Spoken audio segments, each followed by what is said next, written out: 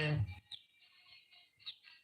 Kikundi cha pili kinaongozwa na Benjamin Washuri, platoon sergeant si mwingine bali Collins Otiato. Parade RSM si mwingine bali ni senior sergeant John Wanyaga.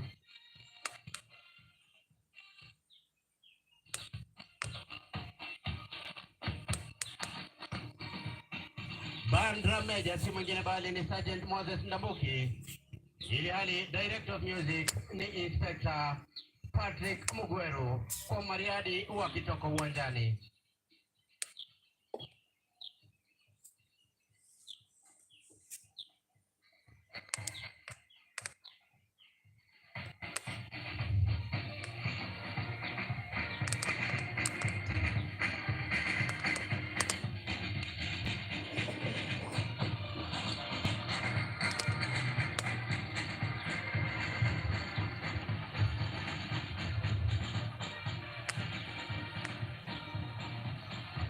Kwa maridadi kabisa wametoka uwanjani wakisindikizwa na bendi yetu. Tuwapigie makofi tafadhali.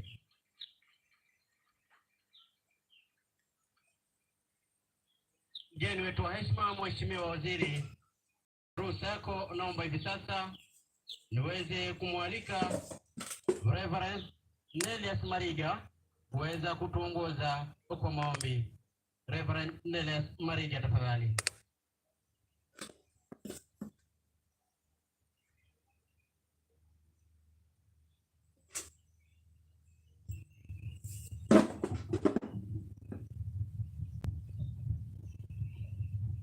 Shall we bow our heads for our word of prayer? Almighty God, thank you for your great love and blessing of our lives. Thank you that your favor has no end, but it lasts for our entire lifetime. We ask for your guidance so that we may walk in your goodness today. We ask that your face would shine on us. We thank you for the men and women who have made the National Youth Service strong and are our models. We thank you for the success stories and the impact the service has made in this, our great nation, Kenya, and beyond. We thank you for the visit by our Cabinet Secretary, Ministry of Public Service, Performance, Delivery, and Management, Honorable Moses Kuria, here at National Youth Service. Indeed, it is a blessing. May you grant him your grace and wisdom as he serves your people. Bless and protect him and his family. Establish the work of our hands as we work together in unity, and bring to fulfillment all that you have given us to do in these days. We pray that you would make our way purposefully and our footsteps firm out of your goodness and love. In the name of the Father, the Son, and the Holy Spirit.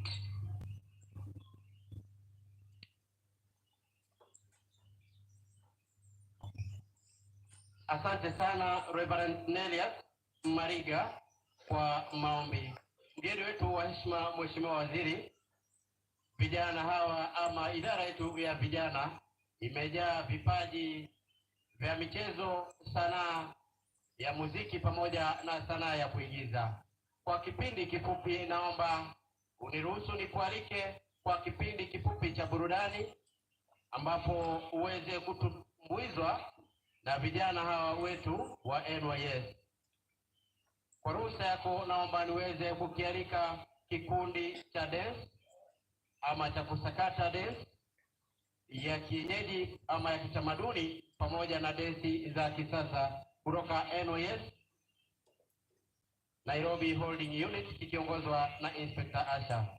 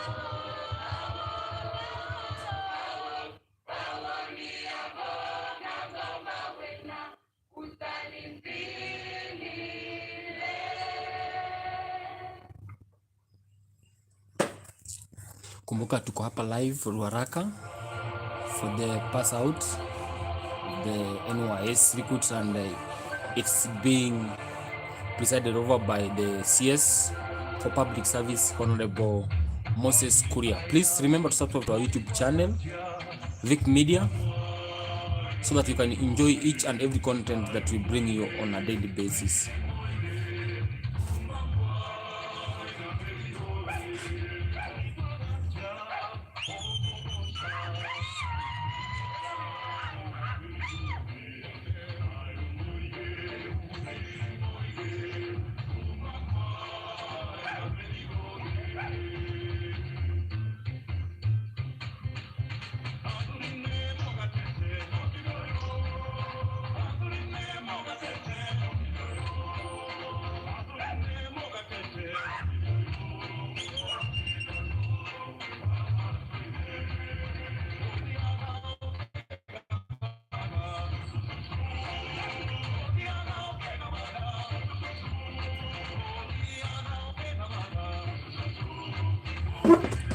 Wanaume watingisha viuno ni kama ni wamama na hao vijana wameenda training aje.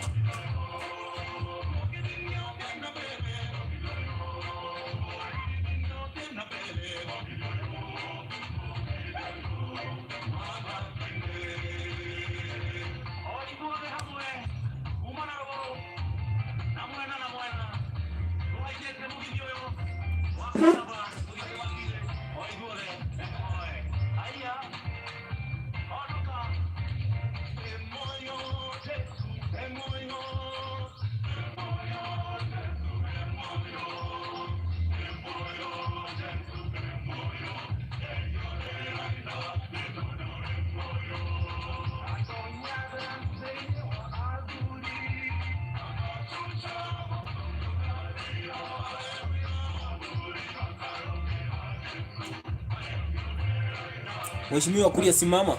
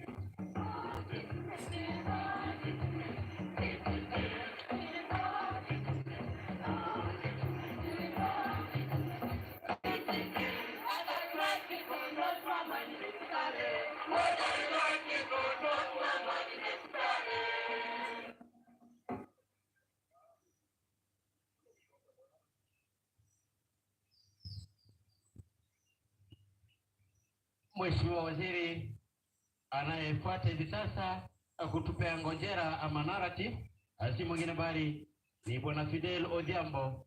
Pia ngonjera hiyo ama narrative hiyo inaongelea mafanikio yake ambayo ameweza kupata kupitia mafunzo ya NYS. Fidel Odhiambo, wakati ni wako.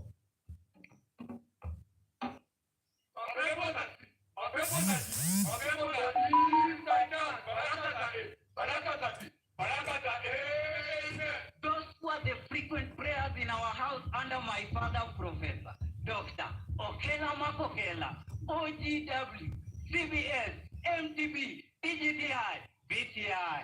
This is because my father came from Bormitkaliut village, a village where you just don't walk into a meeting and sit. You start according to your CV. Senior counsel, engineers, both like me. Yes, directors, professors, etc. Anything else. My father, Professor CBS, in summary, wanted me to join the class of distinct minds, and of course, the credible list of people who mattered in Bormitkaliut village by simply joining the University of Bor, so that he could mold me to inherit him when he retires from the Faculty of Medical Science. Bwana CS, going to the university was not a walk in the park. Mathematics was there looking at me like this. Physics like this. Kiswahili.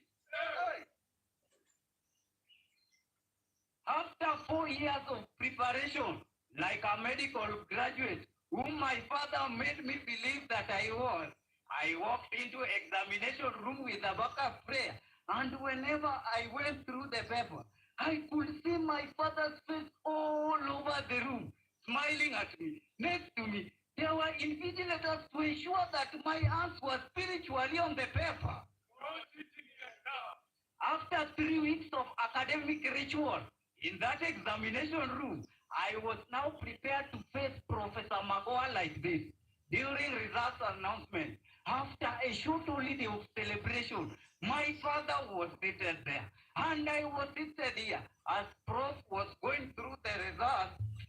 Ben Sioni, Sylvia Sikwekwe, Matumbo Simboga, Kula Sikoli, Miskol Otieno, Zima Sitima, Stipendi, Naftali Sipato, Oleguna 10. This is when my father asked for my index number so that he could confirm what Prof had not read. I looked at my father. The index number vanished from my head. My father was mad at me. I tried to recall 26, 30, 60, 22, and after a 2 by 3 by 1 dose, I was able to give the correct index number. Bwana CS, ushaipiga magoti chini ukaomba Mungu akijibu hiyo maombi. course, Mungu ni nani? System error. Those people could not reveal my results. Those people could not reveal my results. My father said no one will sleep in this house without seeing my results. Tukaenda kimbi kimbi mpaka kwa school notice board and Okela A, Okela B plus, Okela C plus. Hey, Bwana CS, nikaosha maji na jasho yangu. Again, Okela A, Okela B plus, Okela C plus. If wishes were hosted, Arsenal ingekuwa na kombe la season. This means that these people are declared me a C- material. With my father standing beside me, giving me option. Mambo ni matatu. Urudie kwa hii shule, ni kuache hapa, ama baba baba yangu, baba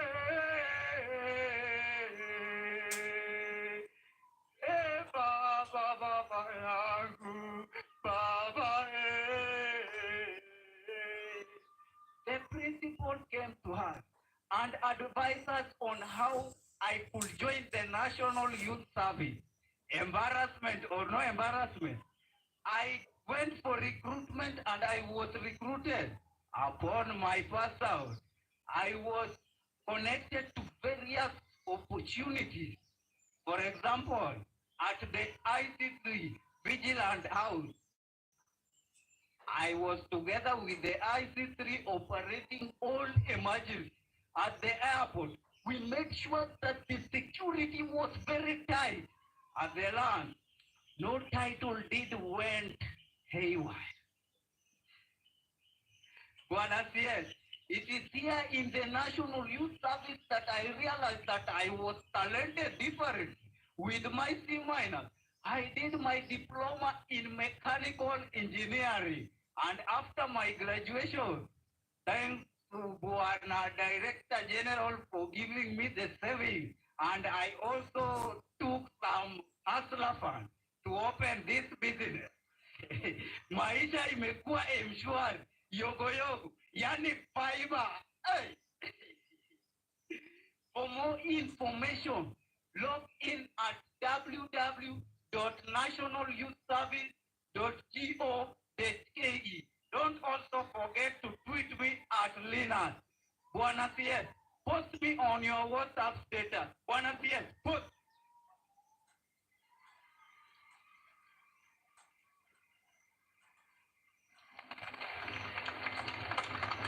Wapi makofi kwake tafadhali.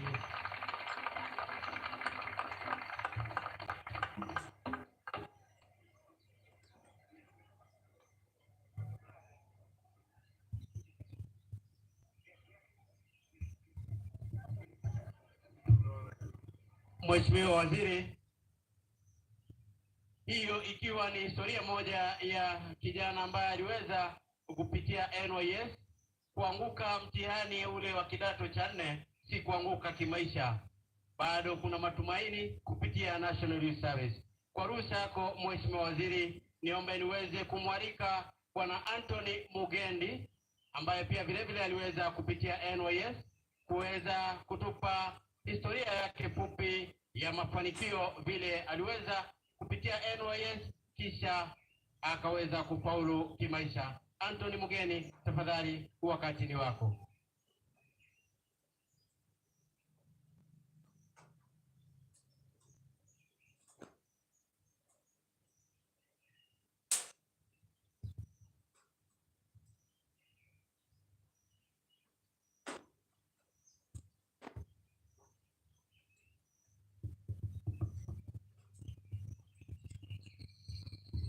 Cabinet Secretary, the Principal Secretary, the DG, NYS, and all NYS officers and government officials present, my fellow servicemen and servicewomen, ex and current, good morning. Mine is very simple. I'm not as hilarious as the other guy, and I'm a shy guy to talk to the public, but today I'll try. Mine is very simple, to just tell you my story, and my major audience today is not even the NYS officials, it's the cabinet secretary, the government officials that are here, and my fellow servicemen and servicewomen that are here. I want to let you know that I joined National Youth Service in the year 1992, and I pursued an electronics engineering course. After, while I was still pursuing the electronics course, I got a chance to get places for attachment. And in these places, I learned so many things. The first place I went to was a company called Business Machines Limited. By then, it was the only company in the country that was dealing with the office automation, computers, and banking equipment and all that. But my interesting story came when I was going for my second attachment, and I was looking for a telecommunication company. So one day I get to go to a company, and when there, I talked to the secretary, and she tells me, "I'm sorry, we don't offer attachments here. You can try somewhere else." And then, of course, she dismissed me. But while going away, I only had one thing, that they had never offered attachments. So I came back the following day. Then she asked me, "You were here yesterday. I told you we've never offered, we don't offer." And then I told her what I had. And the only thing I had was that they had never offered. So I told her I can be the first person. So just give me this chance. She chased me away. The following day, I did not come back. The other day, after that day, I came back the other day, and then she was mad with me. She walked into the boss office and told the boss that this student from National Youth Service is very disturbing. I told him we don't have attachments here, but he keeps coming. But there's one thing in National Youth Service that I had learned about resilience and determination. Never say die. So on that particular day, when I was ushered into the boss office, our meeting with the boss virtually took about 3 or 5 seconds or so. I was ushered into his office, and then the boss stood. I felt like whatever he says, I've got nothing to lose. You don't lose anything by trying. But if you don't try and you miss a point, or you miss a chance, you miss everything. So the guy woke up and he told me that in this place we do telecommunications. Then I told him, I'm interested. So he told me, that was on Friday, told me, come back on Monday.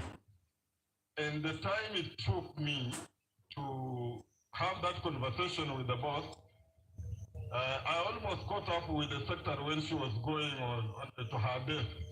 So I looked back, you know the way you still glances at somebody. I was looking at the secretary just to see her reaction, because she didn't know the conversation that I had had with the boss.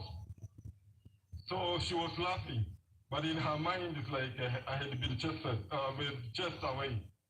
On Monday morning, before they opened the office, I was the first guy at the door. And when the secretary came to open the door, it's like, you are here again. I told her the boss told me to come today. And that's how I got my attachment, resilience, determination, never saying die.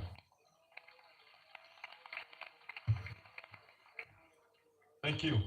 Now, while I was there, I was introduced to the telecommunications equipment. And as a student, I was taught how to do the installation and all that. And one day, I ended up in the vice president's office. I was chosen in the company to go and undertake an installation of a telecommunication equipment. And by then, the vice president was the late Professor George Saitoti. And here I was like, I'm panicking. What is it I'm going to tell the professor? It's like he knows everything. But again, my manager challenged me. This is something that you've been doing day in, day out. A professor, a vice president, a president is just a human being like any other. Just go. So I gained my confidence. I went to the Professor Saitoti's office. I did the installation, and I trained him. Now when I was leaving, he tapped me on the back and told me, young engineer, you'll go places. I felt so good. You know, one thing the professor didn't know is that I had not even graduated.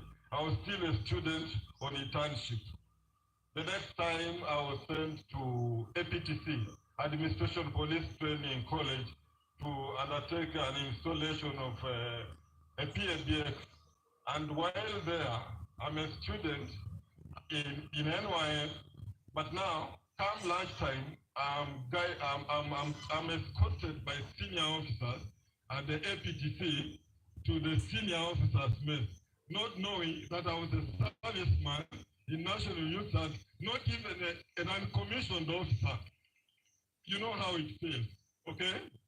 So I gained my courage from that time, and I said, if the professor can see me there, what is stopping me? Okay? I pursued my dreams, and I am here today to tell you a story. One thing that before I even continue, I want to thank God that I got a chance to join National Youth Service. I learned a lot in National Youth Service. The key things I learned in National Youth Service is discipline. What is discipline? What is discipline? Okay? Discipline entails so many things. Honesty, being ethical, being on time when we are required to be there, being accountable to whatever that you've been given to do. That is something that I learned from NYS, and it has never left my mind. And then the other thing I learned is of course determination, you know, and resilience. In National Youth Service, when we were taking our basic training, an NCO, that's a non-commissioned officer, comes to you and tells you, Kurutu, shake a hammer. And you've not even been given a slasher, not a djembe, nothing. But you will have to use you will have to use your common sense on how you are going to clear the grass. And it happened. Impossible was not a vocabulary in NYS. I don't know if it is today. It was not during our time. And I also came to learn later in life that impossible is only a vocabulary that exists in a dictionary of failures.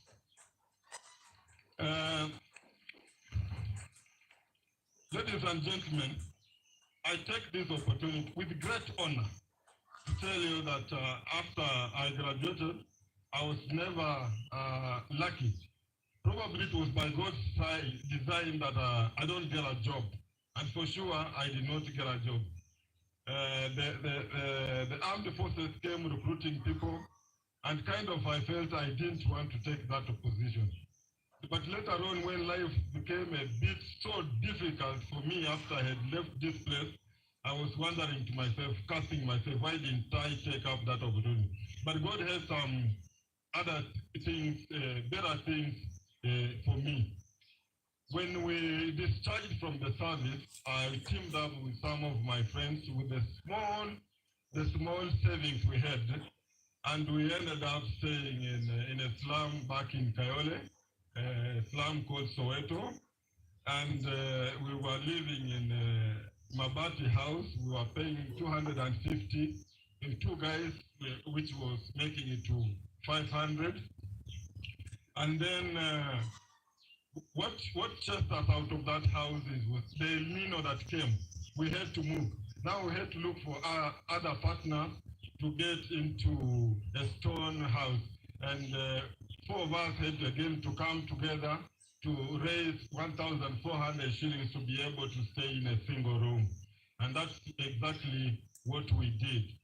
And at that time, we were very honest with each other. We would go out there, look for jobs. Whoever has gotten a chance will come and support the others. And I remember also taking up the guarding job as a security person after I had graduated there. But again, when things got tough, I asked myself, why did I go to college?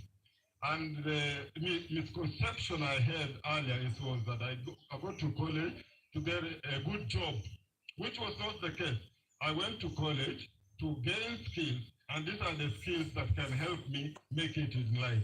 So at that time, what I decided to do is to register a company. I registered the company, and I used to go to organizations and then I tell them about my company, the services that we offer, and all that.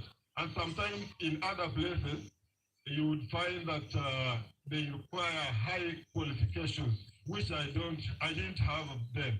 Then I would walk to a friend who had a degree and I didn't have.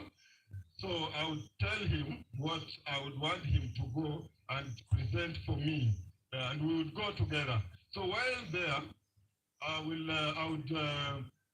while there, my friends whom I've just gotten would make the presentation.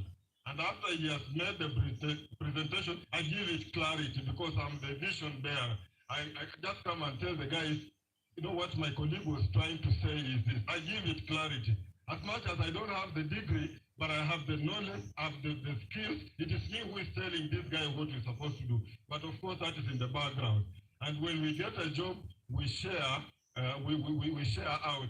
And that's how I managed to get into the field. So in a nutshell, right now,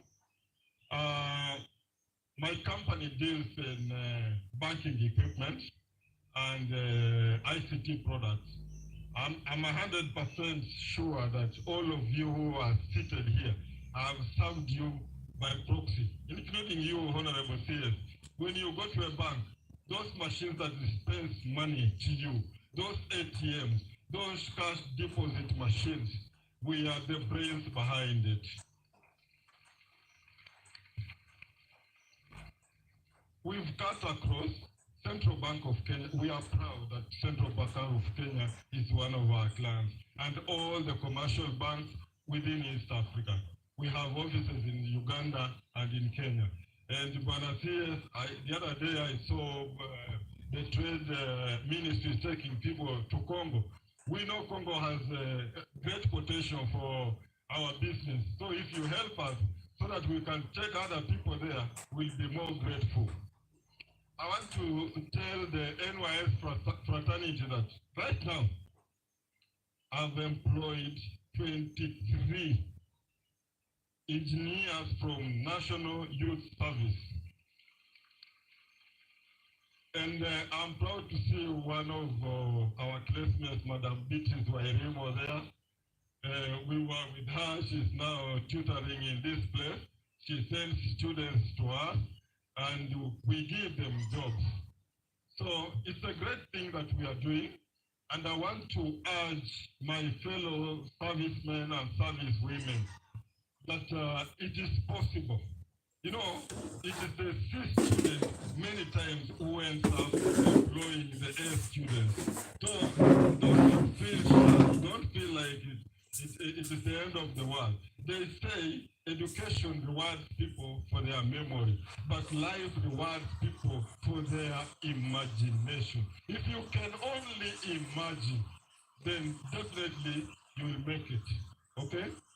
So the other thing I want to say is that in life you are promoted by the solutions you offer and not the things you complain about. When you see a problem, try to find a solution to it as opposed to complaining. Like in my office, I don't entertain complaints. You come there, you make an observation, you tell me, I've seen if we do this thing like this, we are bound to get these results. And then we try it out. If it works out, then we implement. When we are employing people, we don't employ papers, we employ the owners of the paper. So for example, if you are a university graduate and the other guy is a diploma graduate, we introduce you to what we do, we give you the same job, we give you the same task. The one who will make more money will be paid more. Okay? So I want to tell my fellow servicemen, it is not impossible.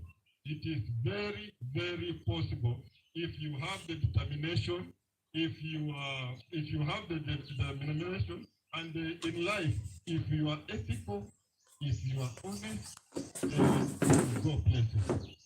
So the other thing that I want to mention to you, CS, is I would like to touch a bit on the big strategy of the NYS people, NYS graduates. What does the government have in plan as an exit strategy? Because many times you find you have trained people here and they end up having this knowledge and the knowledge is just wasted out there. So what is it that the government is putting in place to ensure, to ensure that these skills that the government has spent money on are beneficial, that they can be used to grow the economy of the country? Please think about that. But I just want to give you a very simple example that can be replicated in other areas.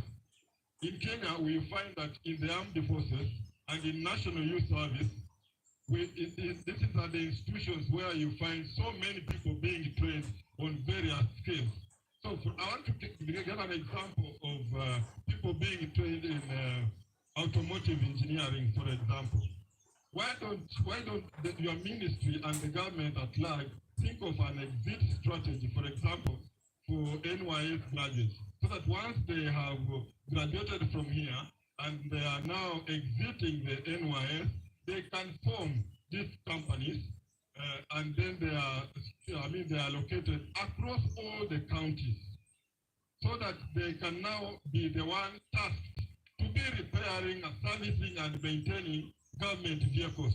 What the government needs to do, and your ministry, take these guys out to, say, Toyota, let them train, take them to Pujo, let them train there, government-to-government arrangement. So when they come here, they will be under the dealer of Isuzu. And Isuzu or Toyota will be very happy to have somebody in Meru, have somebody in Kisii, because they don't have the capacity of putting all their offices there. So you will be served. Imagine a situation where a guy is coming all the way from Marsabit to come to Nairobi, a government vehicle to be serviced. It doesn't make any sense. Think about that. That's all I have to tell you, Banasias.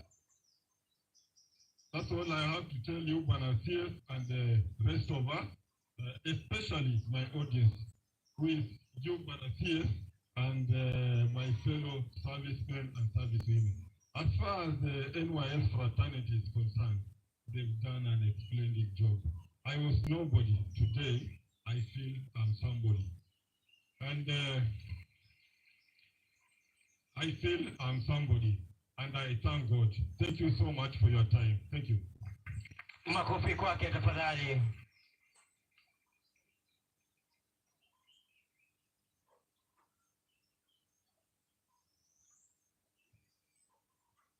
Mgeni kwa heshima, Mheshimiwa Waziri, kwa ruhusa yako, naomba hivi sasa, baada ya kusikia historia, kumbukumbu za mafanikio ya vijana ambao waliweza kupitia katika chuo cha NYS, hivi sasa tuweze kupata historia fupi ya majukumu ama ujuzi ambao vijana ambao wanaendelea kusoma hivi sasa na kujifunza na wengine kuhudumu, kuweza kutueleza ni majukumu gani ambayo wanafanya kwa sasa. Niombe tu kwa ruhusa